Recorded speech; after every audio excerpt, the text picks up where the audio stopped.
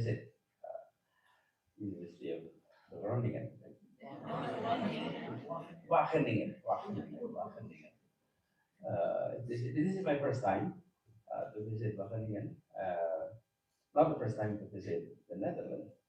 And in fact, I was when I finished my undergraduate program in Jogja, my supervisor advised me to go to the Netherlands to do my master's. So I applied to a school in Netherlands. It's called ISS, and I got admitted, but there's no scholarship. So I was looking for scholarship. In the middle of looking for scholarship, my application for Fulbright granted. So I didn't go to the Netherlands, and then I switched route, go all the way to North America. So and then never come back to Netherlands for study, but come back always for visit and discussion. So here we go. I'm grateful that I'm able to come this morning. Although the sun and the day of the morning may not be as bright as expected, but hopefully Indonesia is brighter than brighter this morning. Anyway, so the subject that I've been given is about democratization in Indonesia, past, present, and future. It is indeed a big challenge for us, and Professor Dave had already mentioned about some of the threat to democracy, and I'll discuss that in minutes. But let me go through a few points before I touch the issue about the future of democracy. We came from a country with one of the world's largest democracy, and a country that went from authoritarian regime into democracy in just one generation. So, if I may, the honest questions I'd like to open this discussion with is a simple one. After 20 plus years of reform, which took place 98, 99, why are young Indonesians and young people across the globe starting to ask a simple questions that was raised earlier? Is democracy still working for us? That's the questions. And allow me to say that my argument is simple today. The democracy is never only about election and institutions. Democracy must deliver dignity, it must deliver fairness, security, opportunity. And I often use the term the promise of independence. Our independence was not just giving us dreams or cita-cita, because dreams, plans, if we are able to achieve it, we're grateful. But if we fail to achieve it, we'll revise it. Promise is something that you cannot revise it. It's a promise, you must deliver. And the promise of independence, which is stated in our constitutions and the opening of our constitutions, is protection, perlindungan, prosperity, kesejahteraan, enlightenment of the people, education, and meaningful voice that can be echoed domestically and internationally. So when democracy failed to pay that debt of that I call the debt of the promise of independence, people will begin to look for alternatives. And the danger is when when it begins, it will erode our trust to democracy and the institutions that uphold a democracy. So, with that, let me go through some of stages that Indonesia has gone through. For us in Indonesia, I must say that democracy is not just a system that we copy. It is born out of moral struggle. When we established the state of Indonesia to begin with in 1945. It was an anti-colonial struggle that said every person deserved protection, education, justice, and a decent life. So that liberty, independence, is not simply freedom from foreign flag, but freedom to achieve our goals, our dreams. And the founders of our republic did not speak only independence as an ideal, they spoke in the language of promise. They talk about a state that promises to educate everyone. They talk about a state that promises to protect the weak. The state that promised to create justice, prosperity that can be felt by all families, not just a small elite. And it is clearly said over and over again. We are founding a republic not only for segolongan kelompok. It's only a certain group. And by the way, the founders never used the term minority and majority. They're using groups, golongan. Never talk about size. So everyone is being seen as neutral from size, but respecting the diversity that is there. So I call this promise of independence. And if the promise is broken, democracy is weakened.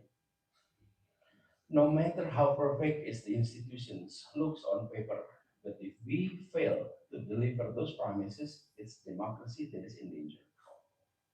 And there's another idea that I often talk about, promise of independence. The other one is what I call one prosperity. For lack of translations, in Bahasa Indonesia, we often call it kesejahteraan bersama. Kesejahteraan, satu kesejahteraan for everyone. I'm looking at it as a stage.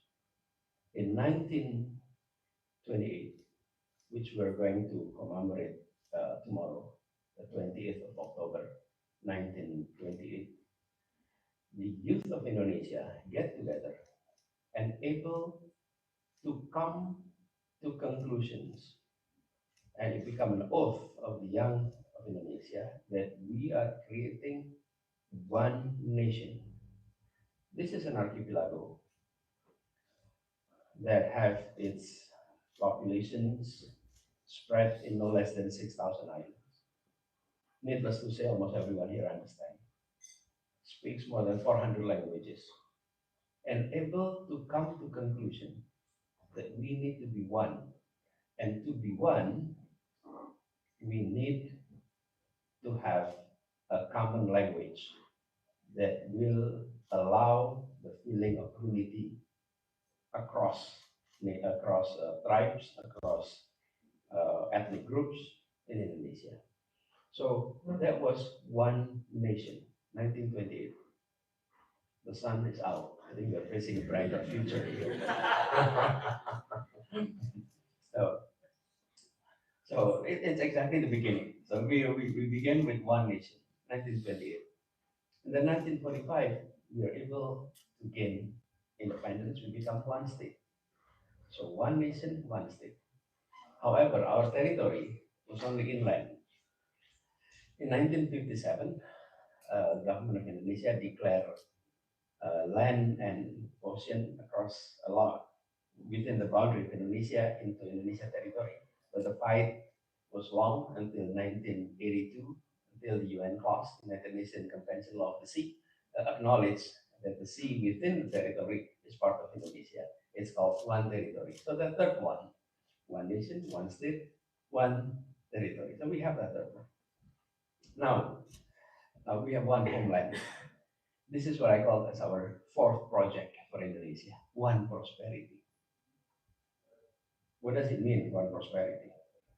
The democracy in Indonesia will stand strong only and if only people in Papua, people in Sulawesi, people in Kalimantan, people in remote islands feel that they are part of a single or one prosperity, that experience same opportunity, that experience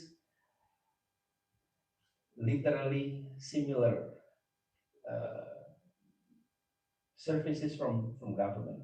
So we're not only under one flag, but in reality, we are experiencing uh, disparities, but we are under one flag, but experiencing equality. So that is the project for Indonesia in the future.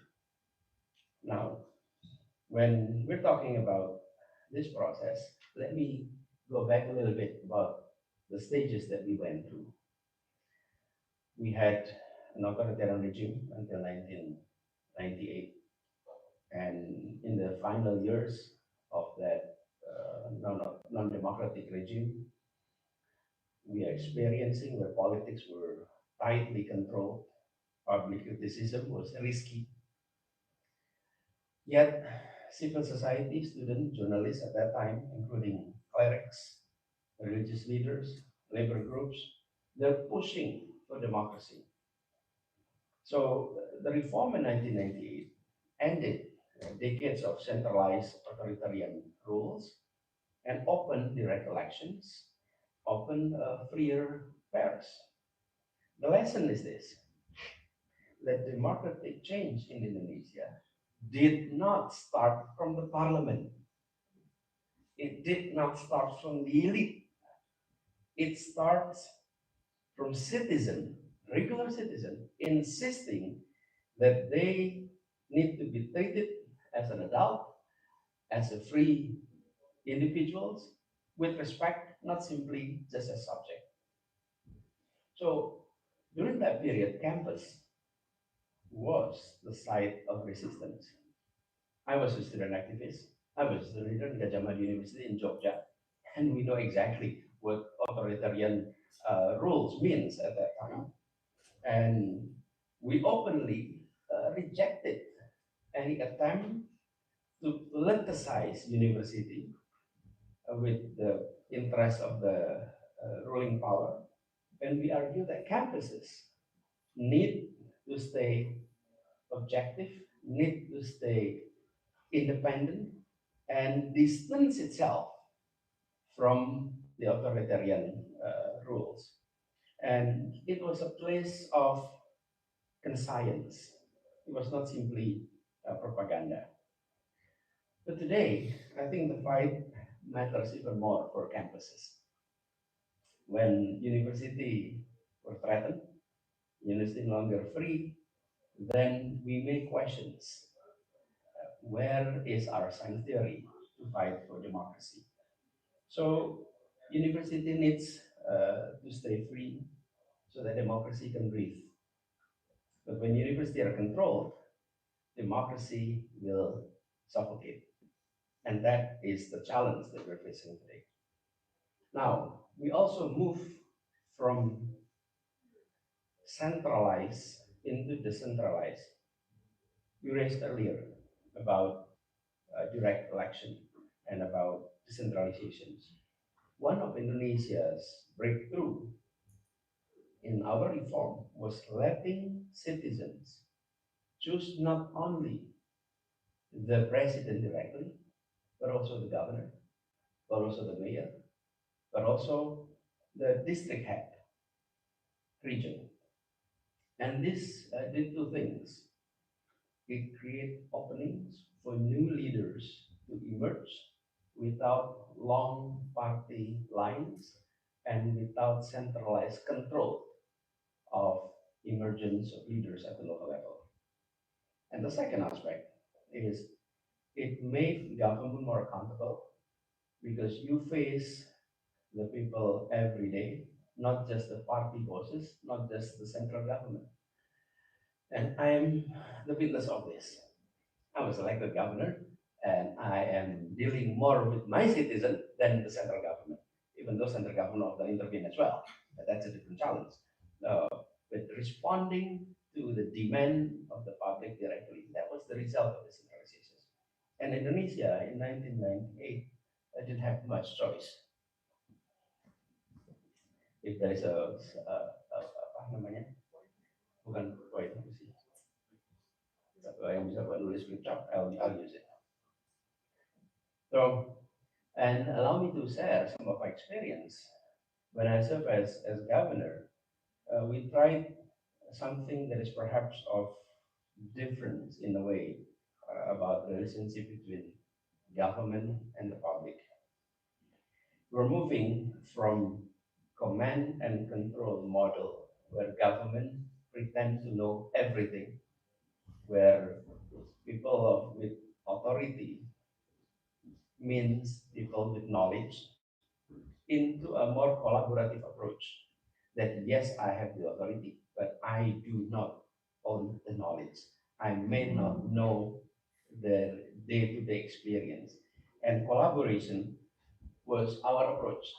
That's why the principle we had in Jakarta was participation, transparency, collaboration. And we even made it our brand, Jakarta City of Collaborations. Clearly, because we want public engagement, we want public participation, that we in government serve as collaborators and that the public serve as co-creator.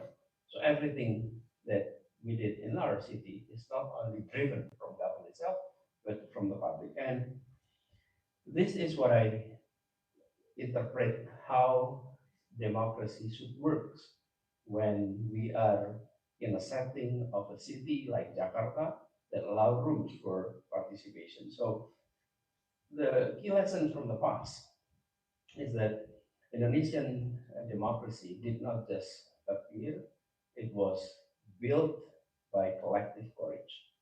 Student activists, student leaders, civil society activists.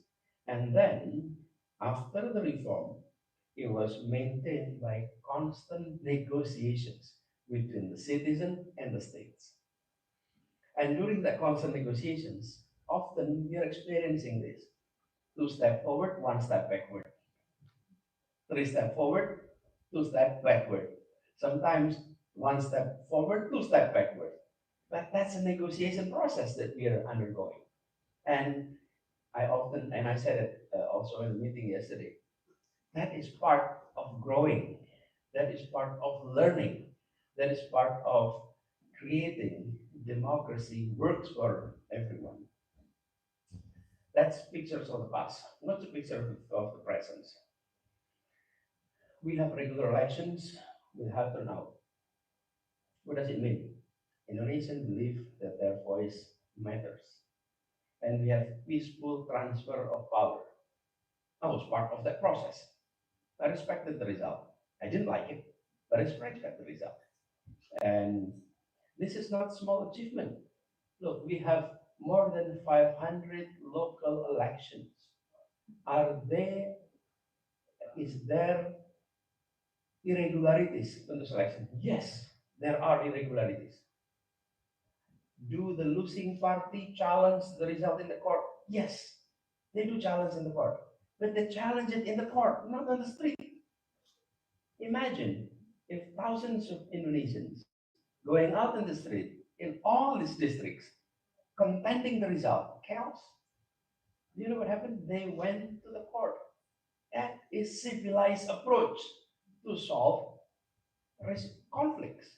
Go to the court. Let the judge decide. Yes, the judge decide. And the decision may not please everyone. But you know what? They go home and said, okay, we respect the decision of the judge.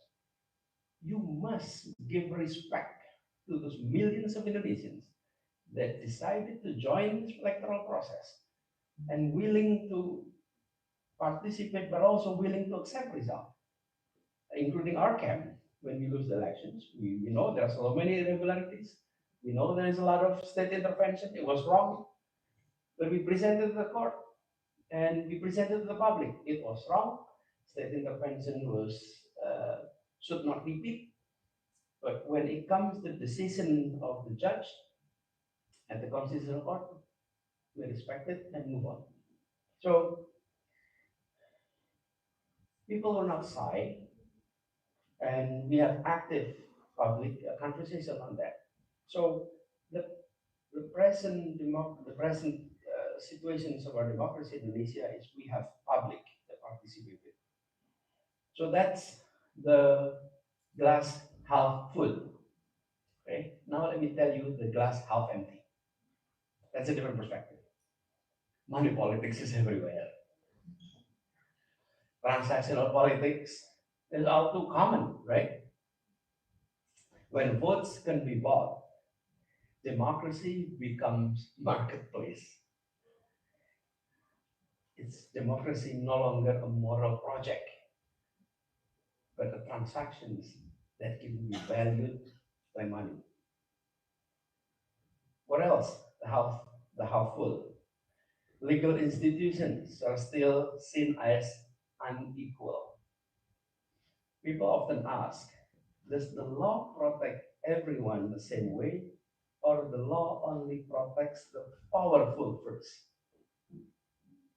Sharp to those in the bottom, but tumpul, tumpul, blunt when it comes to the elite.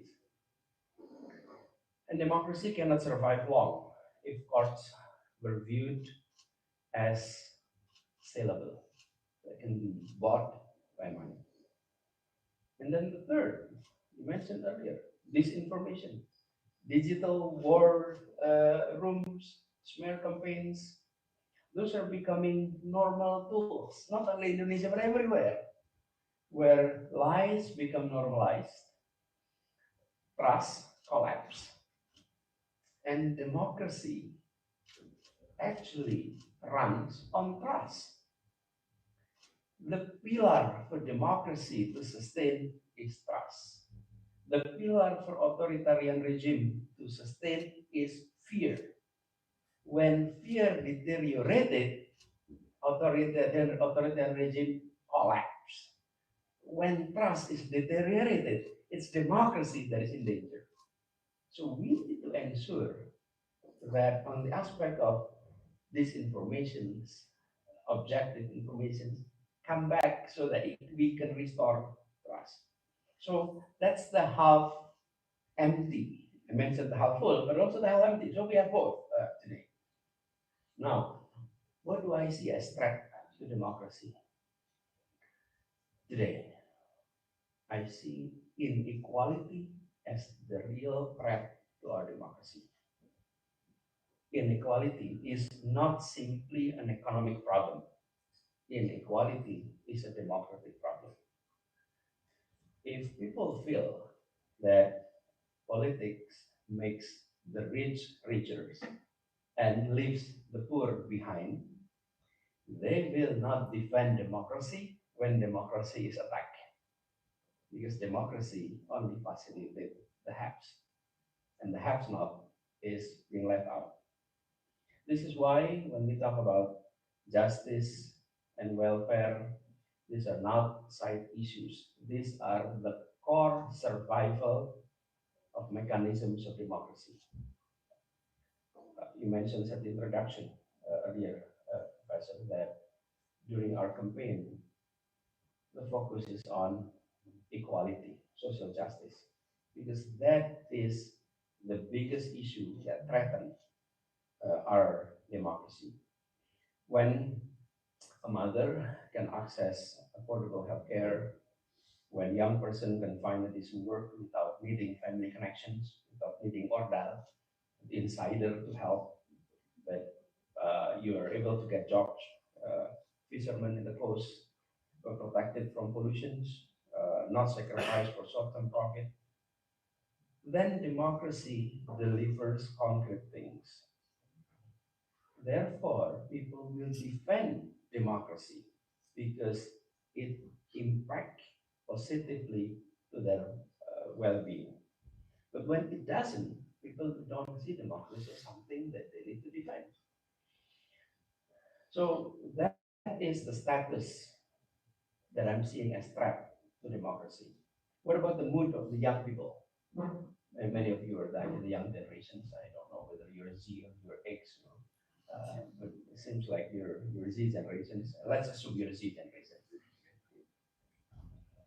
the Indonesian Z generations were proud to speak up. They're noisy and they're active. They are less afraid of authority than the previous generations.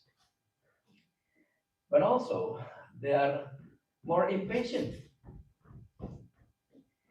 They ask questions like this: why do we still have corruptions? Why is housing so expensive? Why basic jobs are so insecure? So for them, democracy must be practical. Democracy must not only be symbolic, it has to be practical, it has to answer their concern. And this is the demand of our new generations. I'll give notes later on about the Z generation in Indonesia with democracy. And then on the global context, you said it also at the beginning, that we are seeing two streams growing at the same time. On the one hand, we are seeing new generation demanding fairness, demanding climate justice, demanding racial justice, demanding gender justice, demanding digital rights. On the other hand, we are also seeing the rise of strongman politics, soft authoritarian styles, promising order and stability, and sometimes with nationalist and or religious packaging. And we're seeing this everywhere. So some countries experience when young progressive movement and youth coalitions were also fighting, were also struggling to rewrite the political map. In Thailand, for example. In Thailand, the youth-led Reformist Party won a popular vote on the agenda of anti-corruption and military reform. But then they face resistance from the old guard that did not want to give up control. And this is a textbook modern story, that the public is moving much faster than the system. And it's the young people that move that. So we have seen in many countries, young climate activists, labor organizers, migrant workers advocates, indigenous land defenders, they all were building cross-border networks. Next month, they'll be meeting in Costa Rica just on this, that the pro-democratic activists across the globe were gathering, sharing their experience, sharing their knowledge and practical approach, so that they can resist authoritarian regime in a collective way. So today, when we're talking about democracy, it is no longer a national issue. The pressures, the inspiration, the tactics now travel across borders. And Indonesia is part of that global conversations. And we like it or not, we're part of that approach. So the questions for us in Indonesia in 2025 is not only, will we stay democracy, will we stay democratic, but it's a deeper questions. Will we stay relevant in a global democratic movement led by young people, or will become a cautionary tale? Because we were inspirations in the early days of our independence. Our reform in 1998 was also inspirations. The question is, are we experiencing a decline on that? So, if I may then look to the future, here are a few agendas that I think we must push forward. This agenda is not about right and wrong. is not about left or right. This is about how we keep our democracy alive. Number one, democracy must deliver equality before the law. That's key. Without that, it's going to be very tough to defend democracy. So law cannot be a weapon to scare the critics and to protect the insiders. That's what we've been experiencing in the past few years. And citizens must see that corruption is punished. Whoever commits it, it must not be selectively punished. And it must not charge the innocents. And I've seen that. The innocents being charged. And ending this selective justice is not only legal reform, but this is to rebuild trust. So that's number one. Number two, democracy must deliver shared prosperity, what I call one prosperity. It's not only just nominal GDP. We talked about it with the lecture yesterday when one participant raised questions why in some regions that have the highest GDP, regional GDP growth, is experiencing extreme poverty when it's experiencing highest GDP growth rate. Well, again, because not enough jobs is provided, not enough issue of equality is being addressed. So we must complete the fourth agenda. One nation, one republic, one homeland, and now is the fourth one prosperity. And this means cheaper basic goods, fair wages, equal access to health and education, and better public services everywhere, including in the remote area. Not only in the big cities. And I've experienced this in Jakarta. I remember when I started the job as governor, I just realized that Jakarta is the only city in the world that has archipelago as part of the city. There are cities that have island, but Jakarta is not only island. We have archipelago, 111 islands as part of the city. And when I visited those islands, it didn't feel like they're part of Jakarta. They are so behind in every aspect. So we made a promise that Jakarta has to be one prosperity, integrating their economy, integrating mobility, integrating public services. Yes, it costs us more than it used to be, but it creates the feeling of oneness to our citizens, including those who live in the islands. Well, out of 111 islands, not all islands were inhabited. Only 11, well, not only, but 11 islands were inhabited, and that's still a lot. And we provided basic infrastructure, including mobility. So the one card for public transport is usable in the islands as well as in the inland of Jakarta. But again, when we started this project in Jakarta, I mentioned to everyone, this is the capital city. This is 8% of the GDP. If our citizens who lives in the islands experiencing inequality of public services here in Jakarta, how can we promise those living far away from Jakarta that they will one day experiencing quality and equal services? So we need to fix that, at least in the capital city. So that's the second issue. The third one, democracy must protect everyday life, not just borders. And we know that climate issues is also related to democracy. When floods keep hitting coastal communities, including Jakarta and coastal communities, when fishermen lose their catch because waters are polluted or water are much warmer, this is no longer an environmental issue, but this is a fairness issue.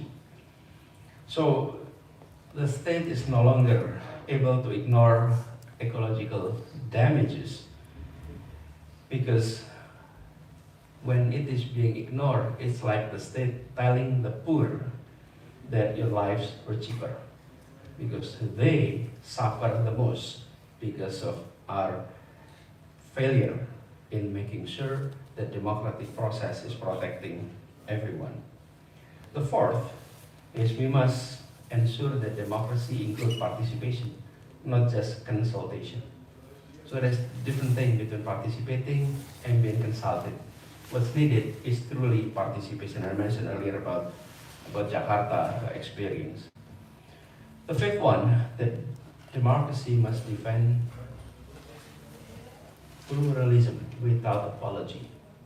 It must respect unity, but on the other hand, it also protect diversity. And Indonesia have gone through this.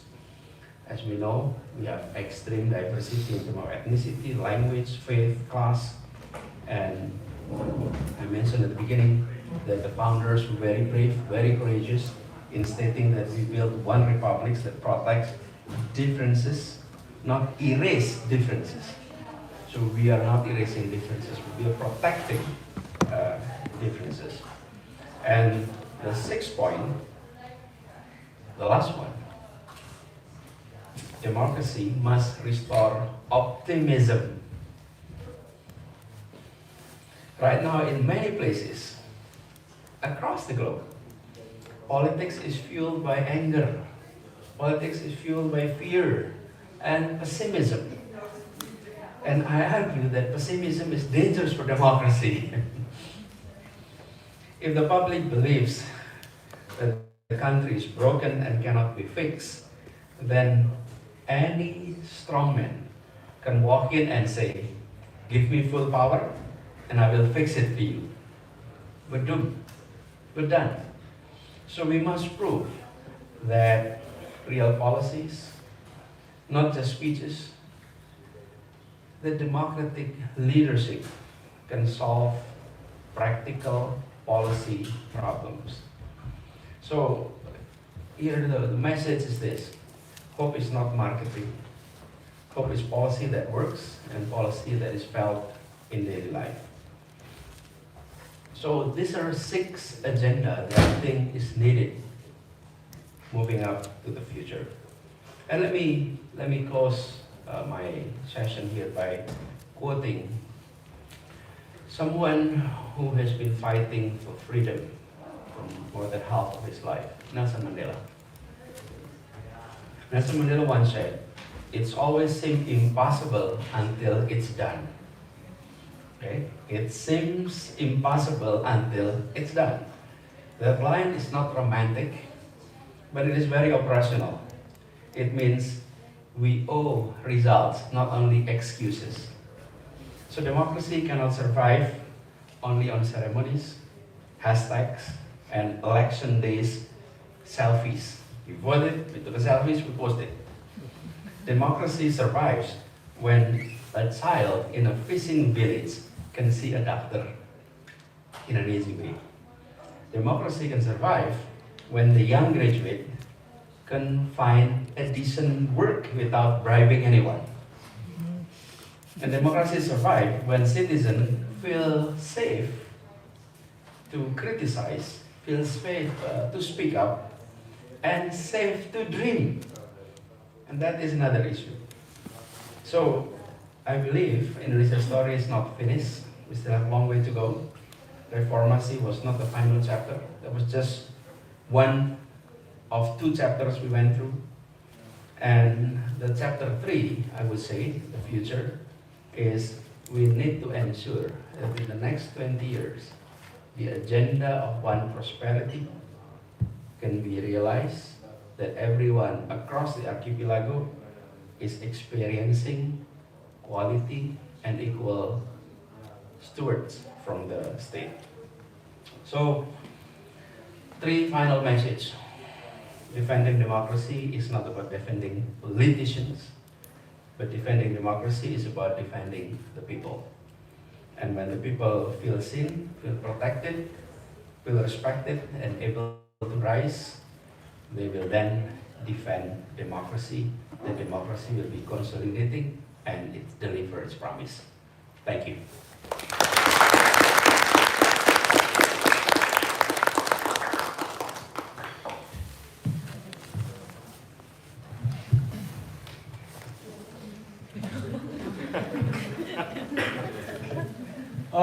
Once again, give a round of applause for Pak Anies Baswedan for his inspirational talk. And we now continue to question and answer sessions.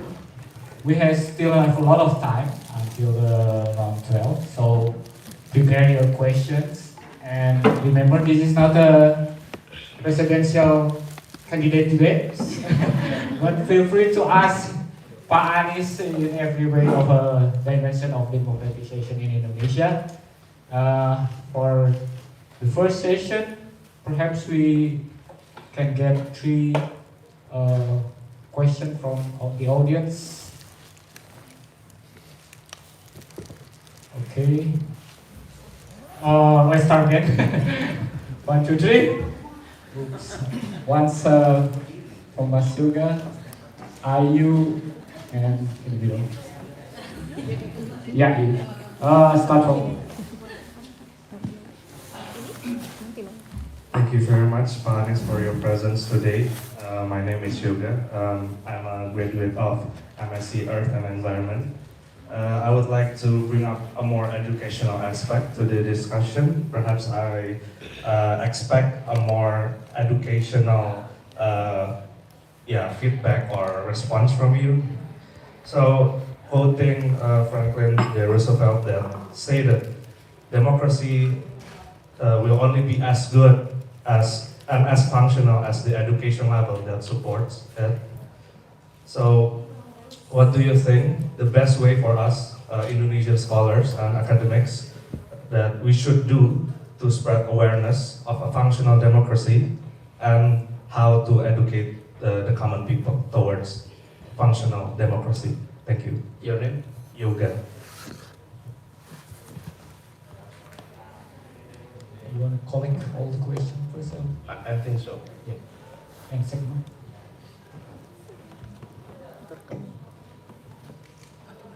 Hi, Pak Anies. I'd like to ask about the movement in Indonesia right now. The recent movement in August. I was home when it was all breakdown, but it's just a bit different from the '98 movement was when we have a central figure or someone or something, a common goal. Because right now the goals are so diverse and then it's not focused. What do you think about that movement in August? And then is it going to be something of a turning point from this regime? Because it's a bit concerning for me, especially if I have kids and then I want my kids to have a great future in Indonesia. But it seems like it's going backwards to the New Order era. That's my 2 cents from it. Your name, please? Ayu.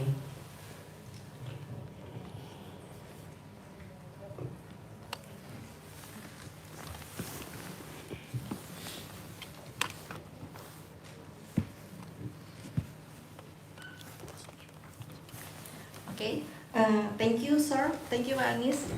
It's really nice to meet you here. My name is Salma.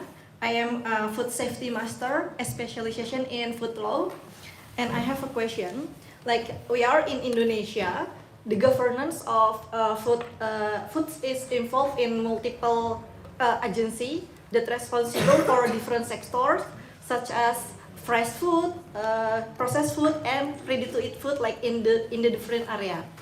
And given that each of this sector often fall under the jurisdiction that separate institution or agency, we recognize that there are ineffective on collaboration and coordinations, especially in communications. So, how do you envision of the ideal institutional framework that not only ensure effectiveness in food regulation, but also can uphold the principle of democracy and accountability of governance in the food governance? Thank you so much.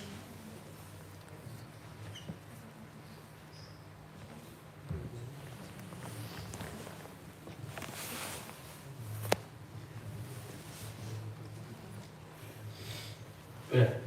Okay.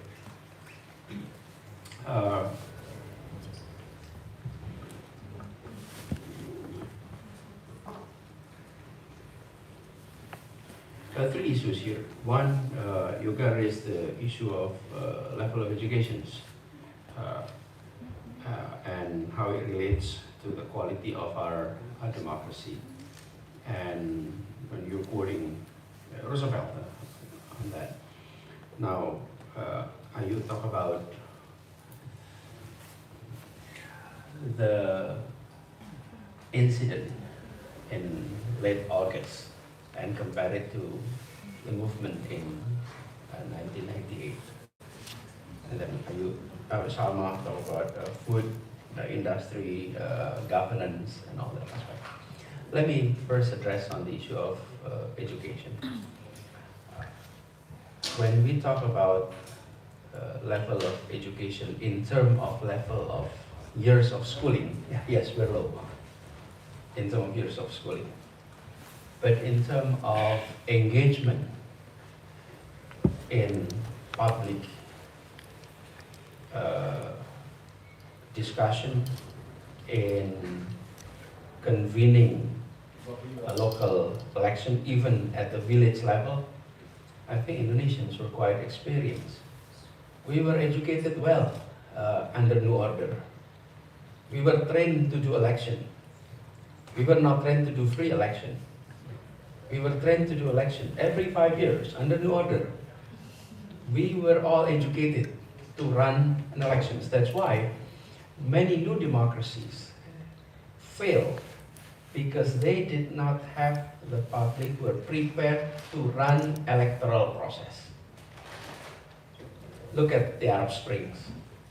They had never experiencing elections. When they suddenly have democracy, they have given opportunity to run election. The public did not know how to run election. In Indonesia, we were educated. Of course, it was not free. There's only 3 political parties, okay? We did not need the result, the survey. We know the result before the election, right?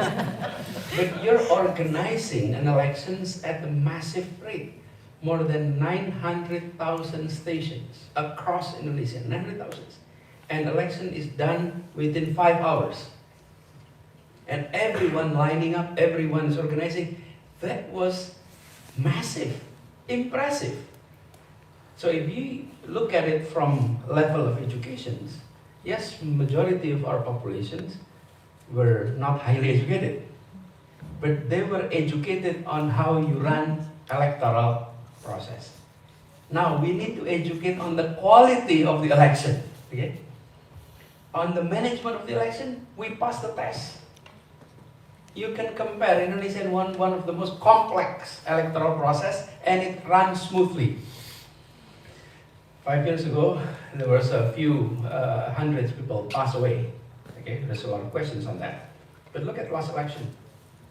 And we ran election 1971, 77, 82, 87, 92, 97, 99. So 6 elections under New Order. That was like a training, I would say. Training to be part of the democracy. So when we finally have free elections, the public is ready. Eastern Europe, when they experience first election, often chaotic. Look at Latin America, often chaotic. In the Middle East, often chaotic. In Indonesia, it was not chaotic. 1999 election ran smoothly. 2004 ran smoothly. So, Yoga, our agenda now, as I mentioned earlier, is the quality. Imagine if we were not educated. Perhaps we can only have 1 free election and that would be it. Because people were not satisfied with the result. People were protesting the result and chaos everywhere, and we will not survive. So don't underestimate that. That's why I said there's a positive aspect which is half full, but there is a half empty here. And that's the transactional aspect. The monetizations of vote, and that is still a big issue. So I would say we have the foundation, but we have a homework to do.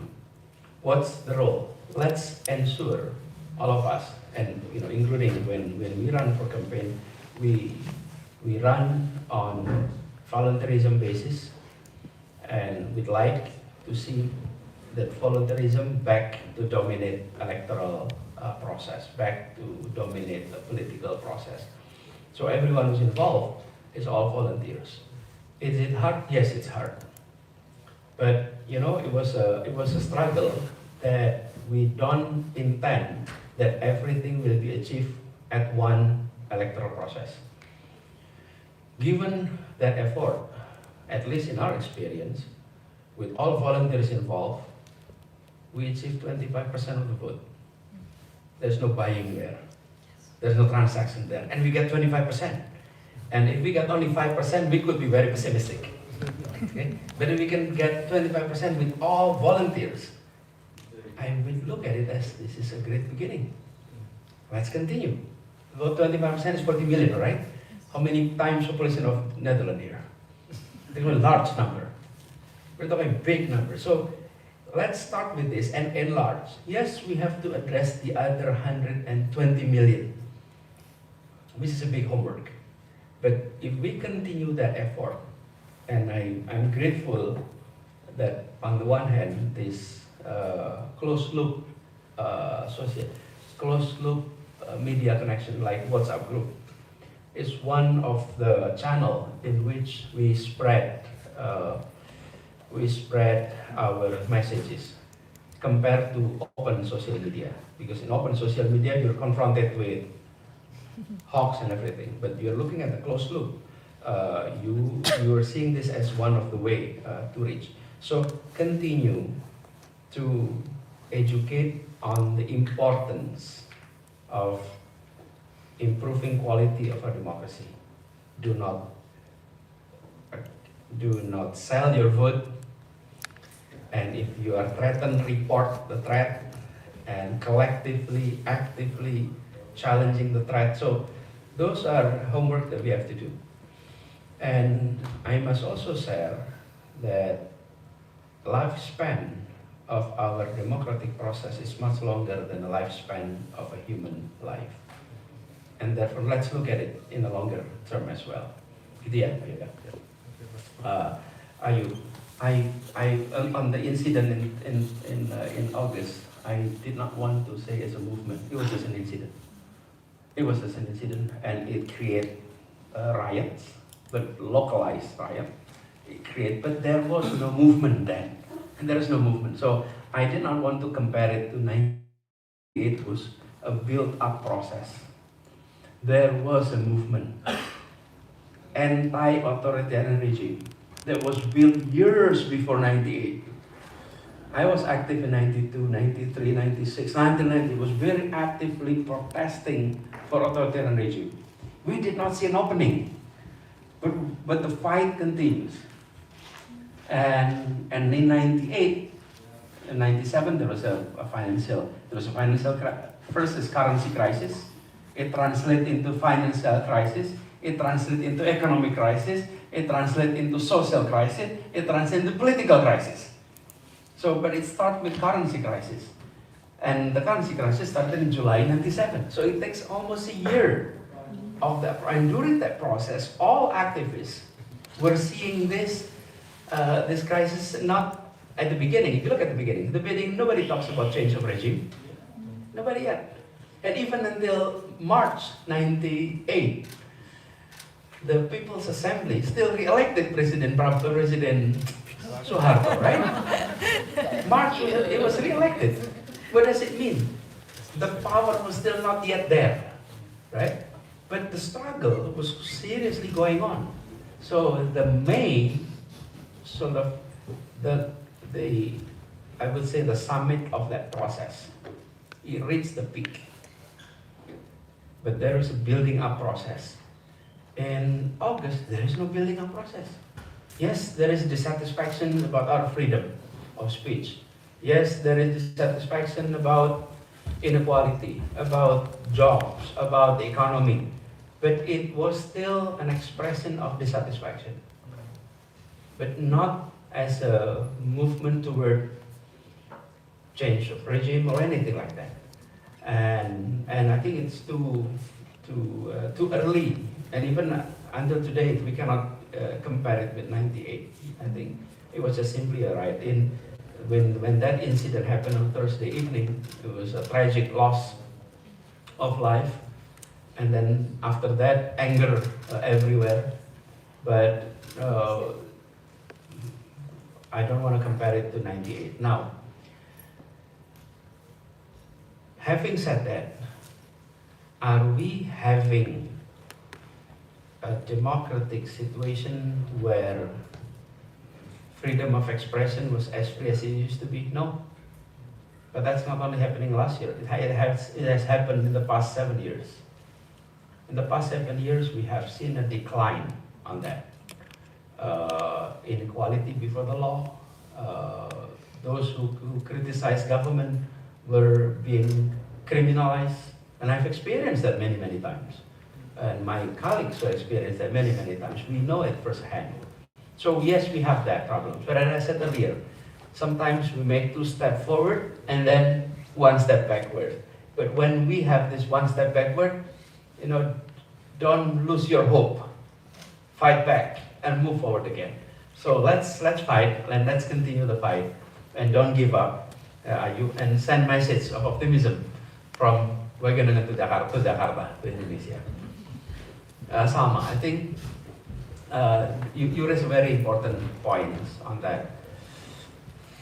If I may share my experience in Jakarta, which is Jakarta, 99% of our food is coming from outside, almost 100%. And we have complete dependency to outside regions toward the supply of food in our city. And the key to that is 1, transparency. Transparency, how much is being produced upstream, how much is actually coming to Jakarta. And transparency was key. And then from there, you translate that into better policy. Jakarta food price often announced in our radio on daily basis. You look at the radio, it mentions about bawang merah, cabai keriting, curly. How do you say cabai? Chili, the curly chili and all that. It's being announced regularly. And it's a price in Jakarta, right? And price in Pasar Kramat Jati. Let me give an example. So we reform how market operates, not by intervening to the market, but by creating symmetric information to all market players. Because transparency and symmetric information that would create efficiency in the market. Without symmetric information, inefficiency will happen. And those who live through brokerage, they survive because there is asymmetric information. So this is what we did. We had an application. You can download the application. It's called IPJ, Info Pangan Jakarta. Okay, these applications try to manage, not to control, to manage price in Jakarta by creating symmetric information. So, food coming in from the producing area, and they all come to the big, the wholesaler market, it is Kramat Jati. From Kramat Jati, it goes to smaller market, traditional market. Give you example, Taman Pasar Cipete. And then in Taman Cipete, this is very tough to translate. Pedagang sayur keliling, apa itu pedagang sayur keliling? The street vendors that goes to the kampung, they buy the food from the Pasar Cipete, and then they go to the neighborhood and they sell warung or warung keliling, okay? And families will be buying from them, right? So that is the chain. What happened was this: the price at the retail is much higher than the price at the Pasar Kramat Jati. So we then solved this by having Info Pangan Jakarta. So we let everybody access the price of a particular food in Kramajati. So if you are buying large number, you come to Pasar Cikampek, you see, for example, price per kilograms, let's say 25,000 rupiah, which is very expensive. And then you check here, and when you check Kramajati, it's only 15,000. And I said, I'm not buying from you, I'm going to Pasar Kramajati and buy at Pasar Kramajati. Okay? By having this transparency, then the market operate in a much efficient way. Yes, they make profits, they have margin, but they cannot have it excessively. So you create a well-informed players in the market. And when you create that, you don't have to regulate the market. You let market operate, but you create a symmetric information across. Now, in our campaign, we promise to do that across Indonesia. Okay, so that you know how much is red onion produced in Brebes, how much it costs in Brebes, how much it costs in your market, and if you know that, then margins can be reasonable. But if you don't know how much it costs in Brebes, then margin is often unreasonable, right? So transparency and symmetric information, that's key. And if that is done, I think we will have more efficient market in our country. Okay? Thank you. Thank you, Pak Anies. Give round of applause again for Pak Anies and that very basic part. Notice that cabai keriting, what is it? curly pepper is also important in democracy. Okay, for our next batch or next sessions, we'll have 3 questions again. One from here, up there, and down there. Yeah.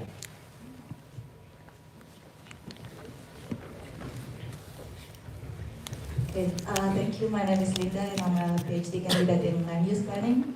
And I would like to say that I really love the idea that you mentioned inequality is a huge threat to democracy. And I really like the works that you do as a governor in Jakarta for the Kampung Aquarium. And I was wondering if you could share a little bit story on that, because I also supported that program when I was in Jakarta. And I would like to know whether you think we can scale that kind of projects, because it's still, until now, it's still like one of the great cases where the civic engagement, they can fight for like a huge regulations. And I think there's also a story from your side that would be nice to hear. Yeah, your name please? Linda. And if I may, beside your name, tell me what are you studying? What are you doing here? Now what are you doing? Land use planning, sir. Oh, land use planning. Yes. Okay, that's exactly the issue. Thank you, Pak Anies. My name is Dea. I am a PhD candidate in section economics here. What is that? In the economic and environmental history. Yeah, section economics. Environmental history. Economic and environmental history. Okay. So my research is about deforestation actually, and I am actually interested by your statement about the threat to democracy is including inequality, and I also want to point out about the inequality within between people within the same region, and also inequality across regions. And there is actually like a famous research about post-1998 we have more democracy and also more decentralization across Indonesia. But there is also research that the more jurisdiction also creates like more problems in terms of more illegal loggings, for example. And I actually want to ask you related to democracy, decentralization, and what do you think about how about this, and how actually democratization creates justice for the people, and environment from the point of view of coordination between central government and local district government. and how democracy can create equality across regions.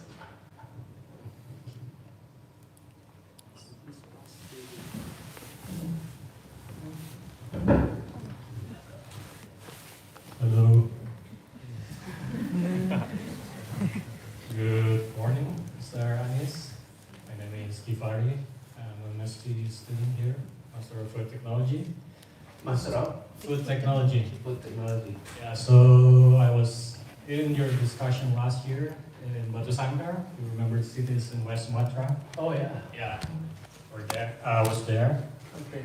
And I still remember one of the questions, like this guy asked to you, like, what would happen if you didn't get like elected to become as president? And yeah, you answer it as a politician back then. Well, I still vote for you, even though I know you'd lose, but yeah.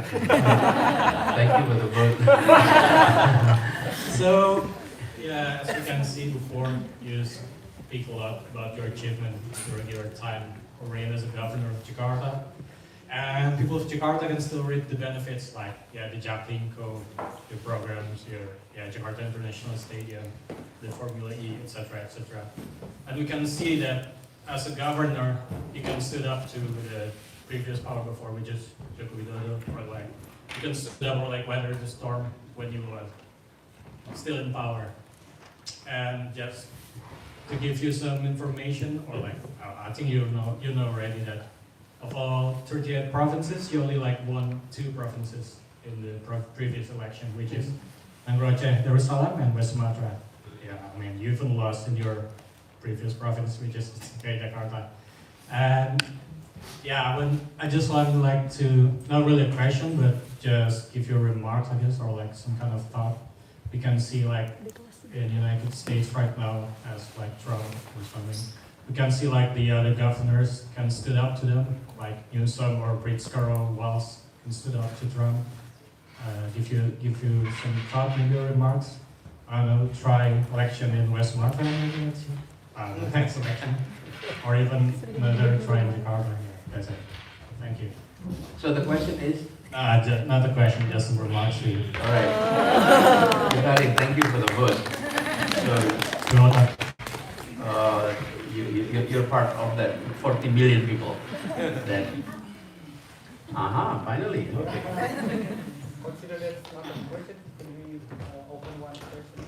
Yeah, he was talking about maybe running for a governorship in West Sumatra or Aceh. It will be demanding.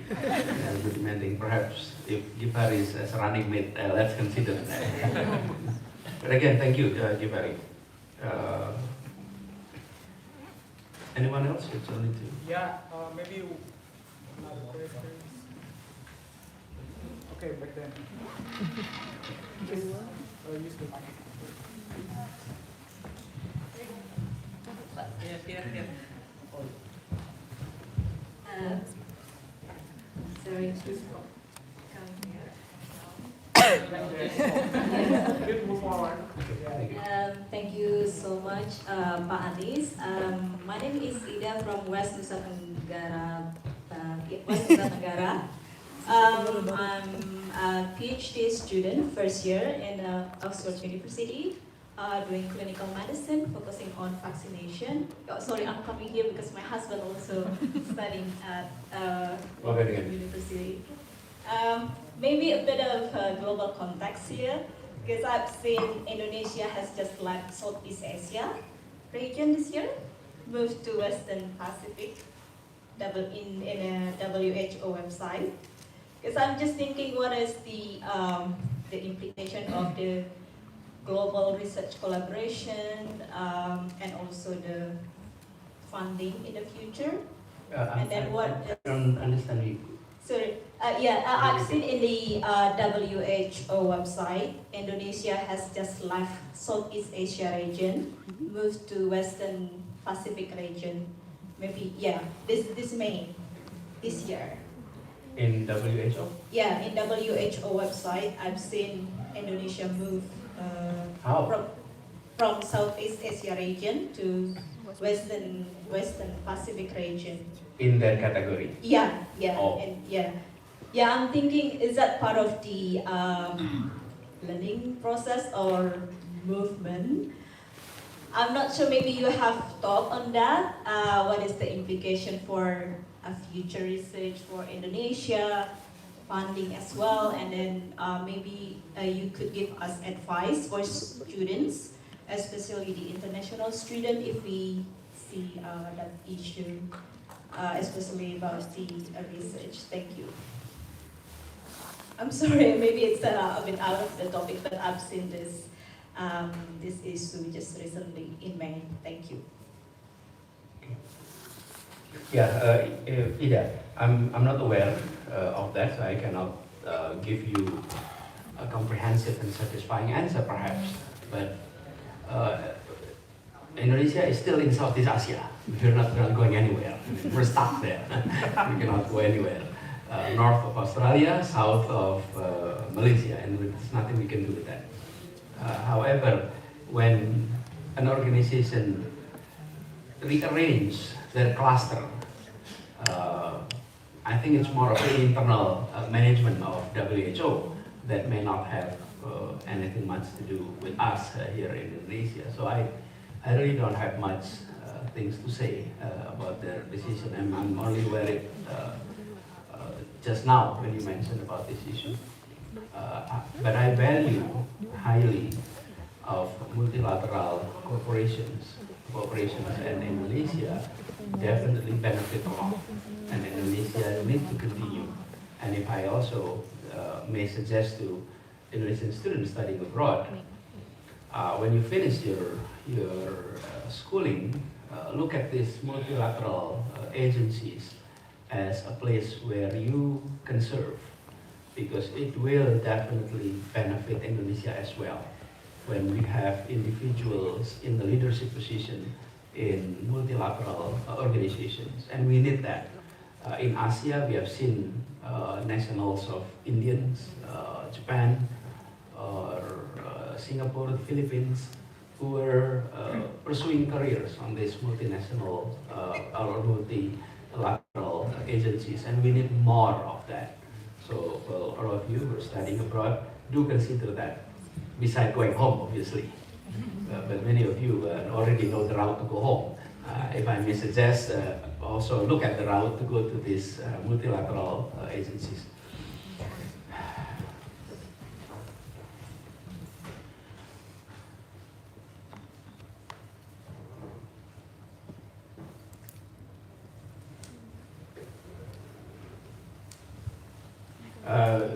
Linda and Dea both address the issue of inequality.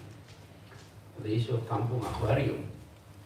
Kampung Aquarium, perhaps give you a little bit of background, is situated in the northern coastal of Jakarta.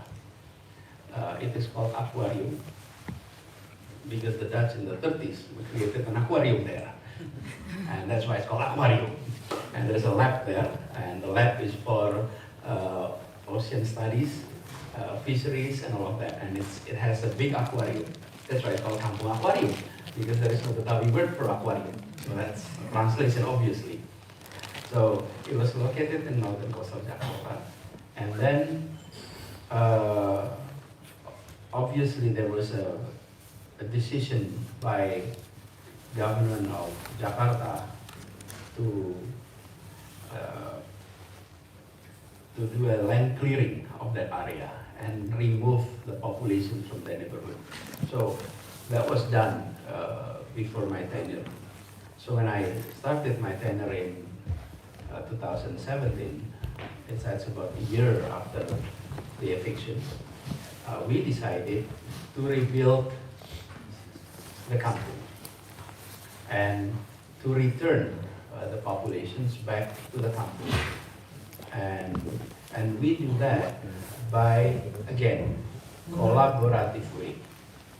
So, Linda, our approach is this. Yes, we have authority, we have fiscal power, right?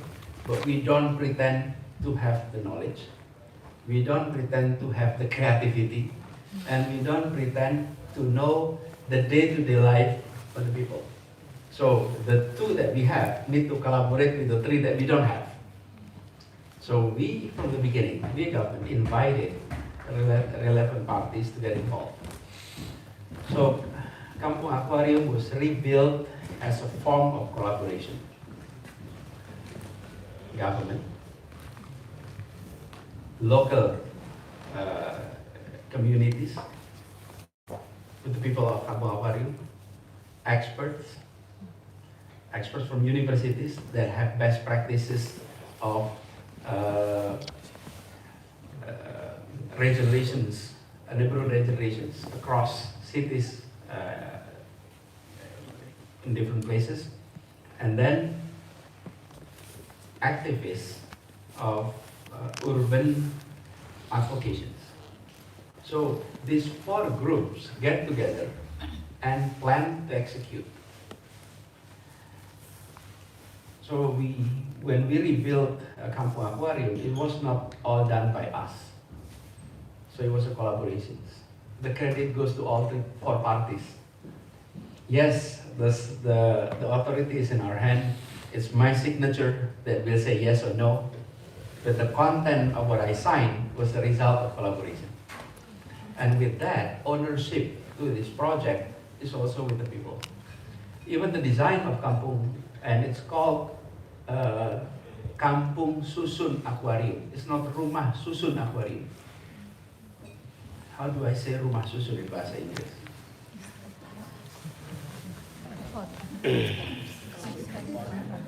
That's the beauty of bahasa Inggris. I cannot translate. Vertical house. Rumah Vertical house. Vertical house. Yeah, vertical houses. That is individual houses. It's Kampung Susun. So what we have is individual. It's a apa namanya? Rumah susun itu jadi bahasa Inggrisnya. Vertical house, social house. I think it needs to be included in the dictionary of Kampung Susun. So we are rebuilding kampung, not building individual homes in an apartment complex. So we rebuild also the community hubs. The societal network is being rebuilt, not only simply building individual houses in an apartment complex. So you rebuild the kampung, not only rebuild the house. So, and kampung is already an English term, right? So rebuild the kampung, that's what we did, that was the mission. And even if you look, if you come to the site today, the sign will say, Kampung Susun Aquarium, not Rumah Susun Aquarium. So that was one on the building. Now the second one, which is a breakthrough, first time in Indonesia, that an apartment complex owned by government is run by communities. That was first time. Usually if it's owned by government, it runs by government, right?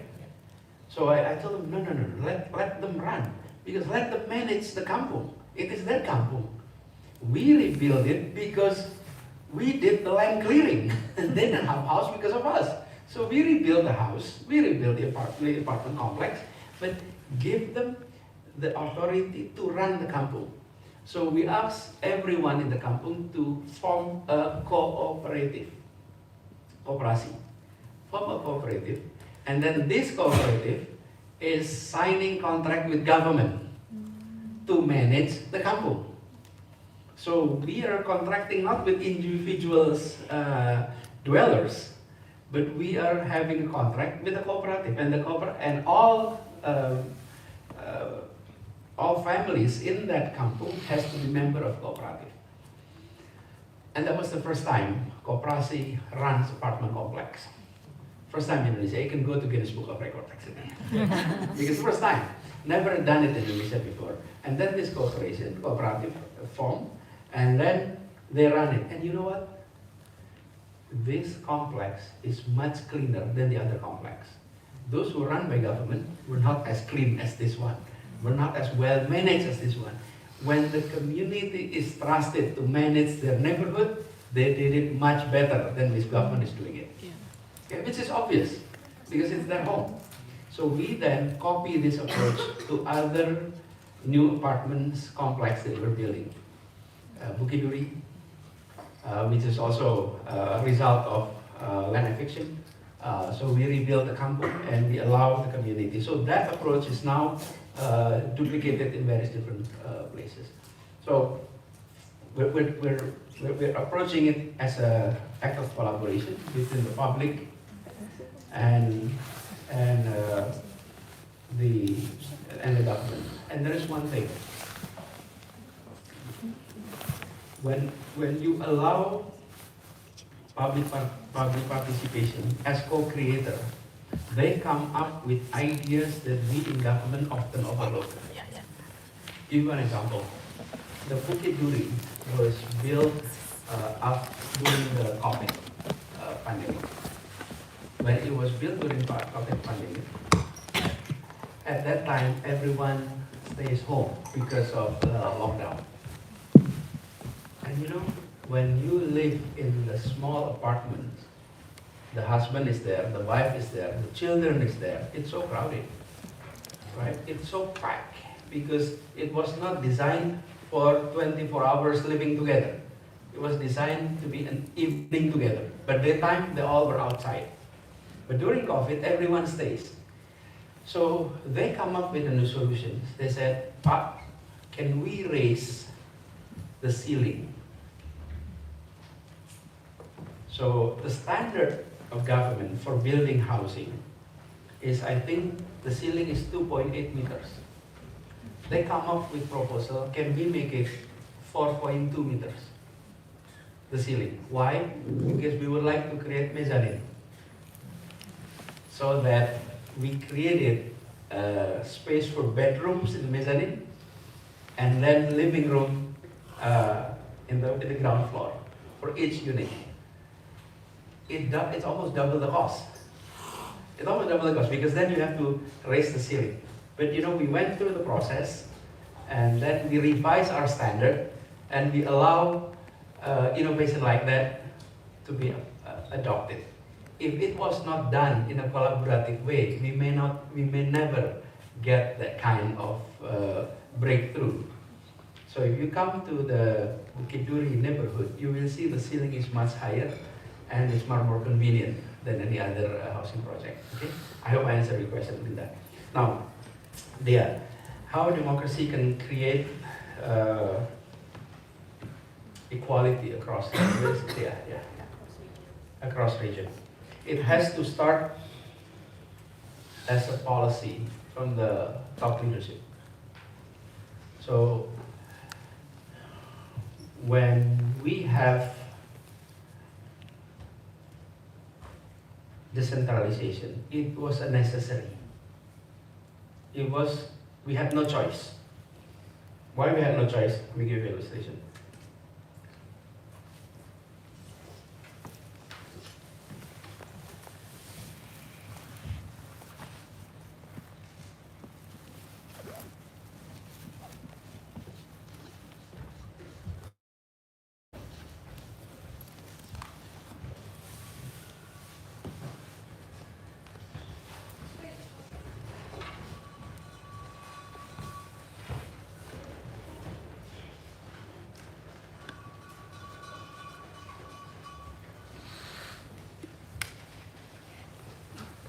You know, if this is a X and Y, this is a political development, this is a urban development, this is a democratic development. Many countries in the developing areas, in Asia, for example, East Asia, they took the road of, we would like to achieve both democracy and prosperity. This is a result of the prosperity, the result is democracy. We want to reach here. This is our objective. What are these? Prosperity and democracy. However, rarely is doing it like this, right? Most of the time, and this is happening in South Korea, Taiwan, Singapore, and many other countries, they're talking about economic development and then later on democratization. So the route often goes like this. Other countries were doing it differently. Rather, there's democracy, and then this. This is like India. You have democracy, and then you started to move for economic development. Now, in 1998, Indonesia was on this route, and then there is a crisis. When there is a crisis, people demanding political development, democratization. It is a must. They will not accept this. And if you do this by central government, then there is no capacity in the central government. What's the solution? Decentralize it. Okay? There is no way central government can pursue both simultaneously. It will fall down.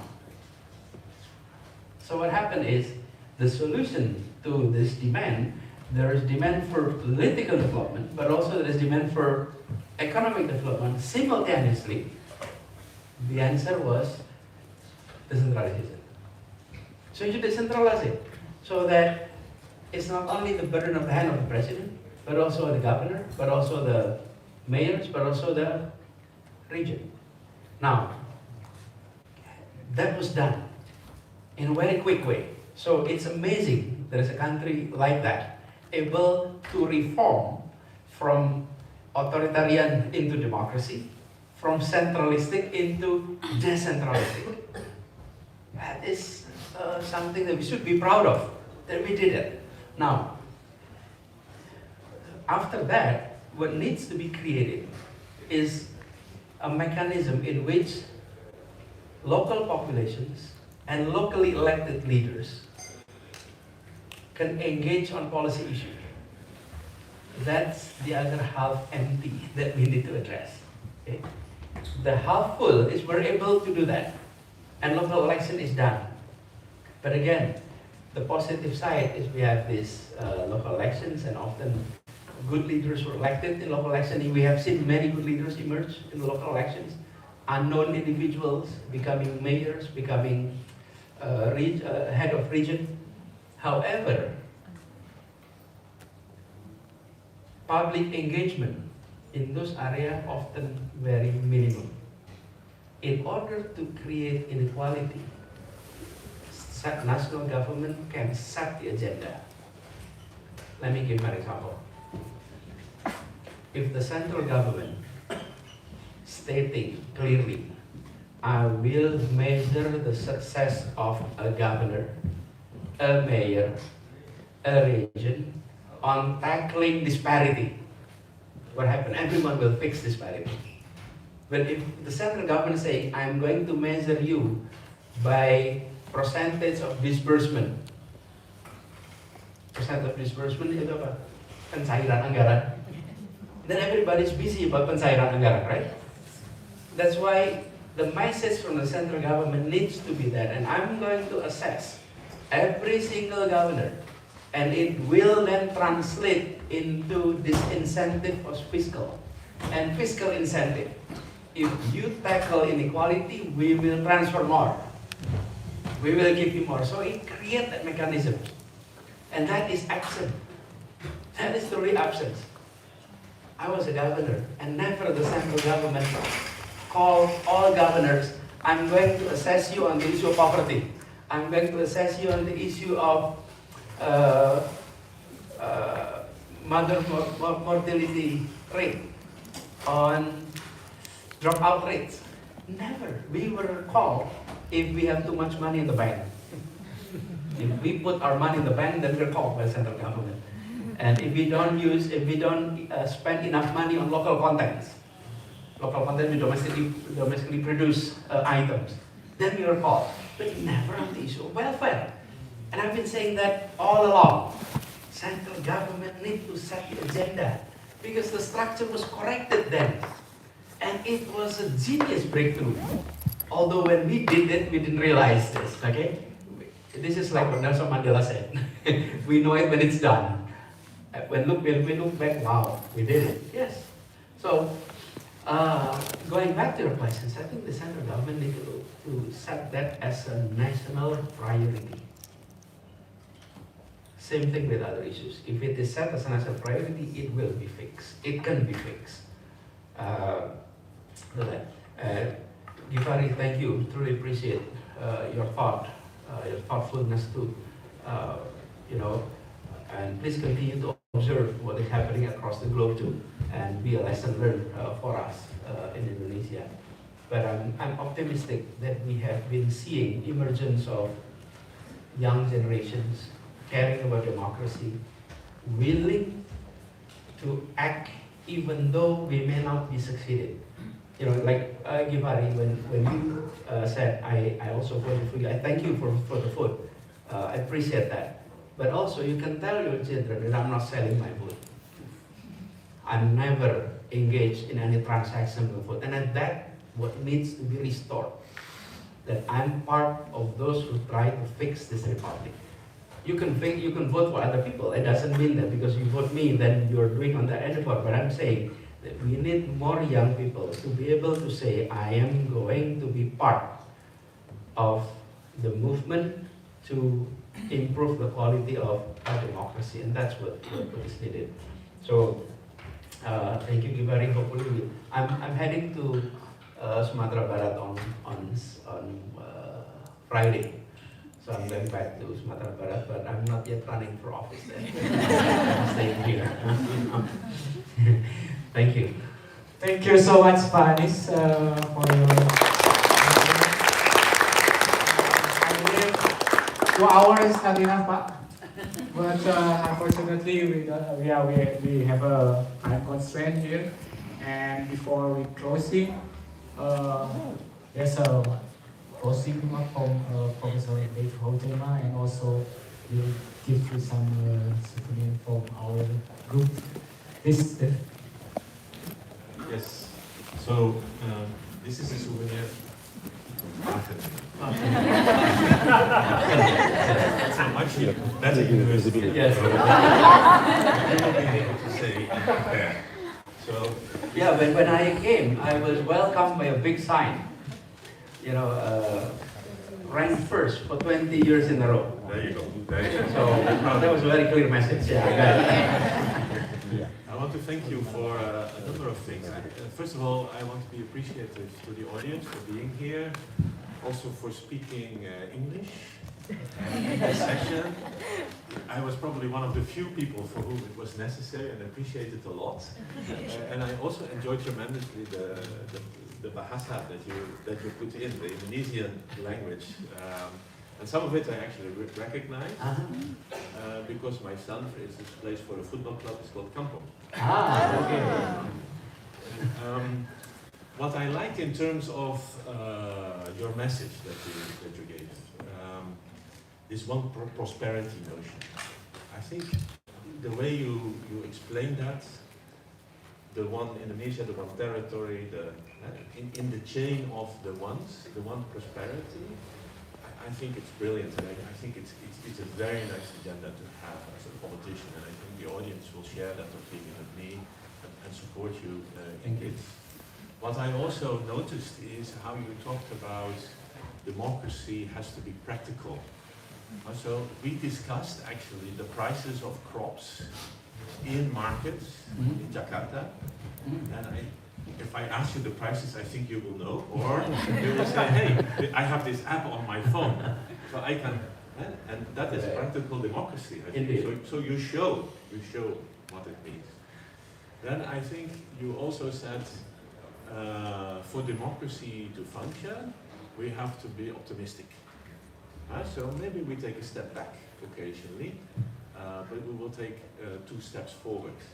And I think that, the way you shared your story about election defeat, somebody was rubbing it in a little bit, maybe, like saying it was only 40 million votes. A lot of votes. But there were 120 million more to capture. So, but I like that spirit. So you're optimistic, and you're also, you challenged the election result in court apparently, but you accepted the outcome, and I think that's a true democratic approach actually.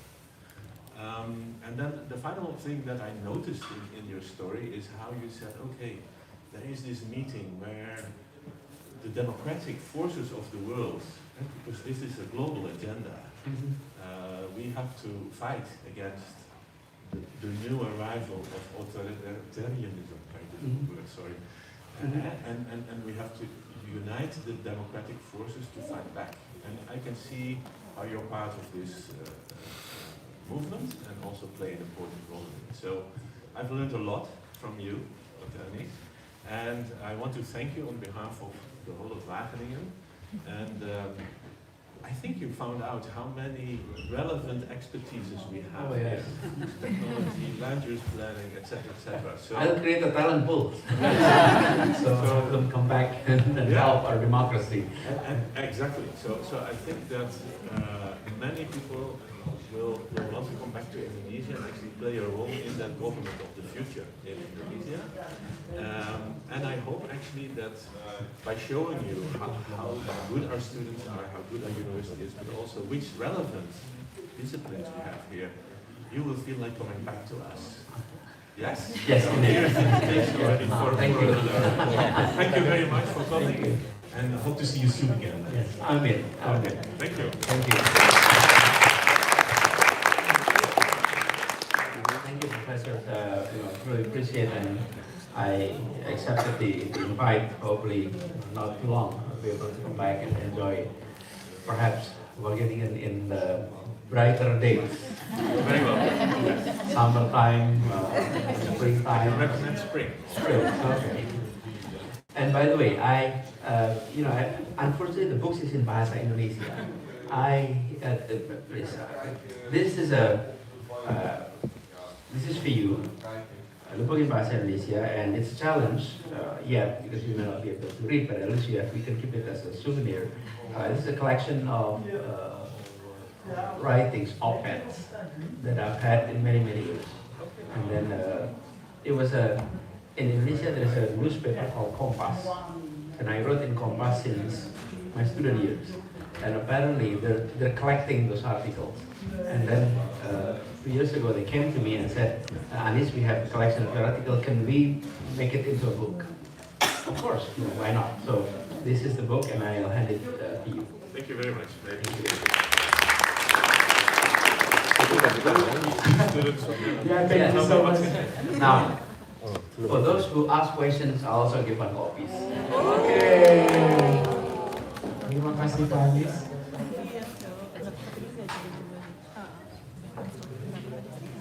So if you ask questions, please feel free to come forward.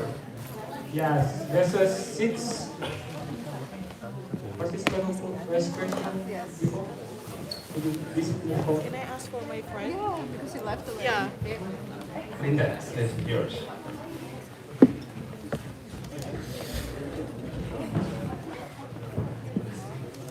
Yes, you need that. It's not enough, I think. That's okay. Oh, ada new one. This one. Temen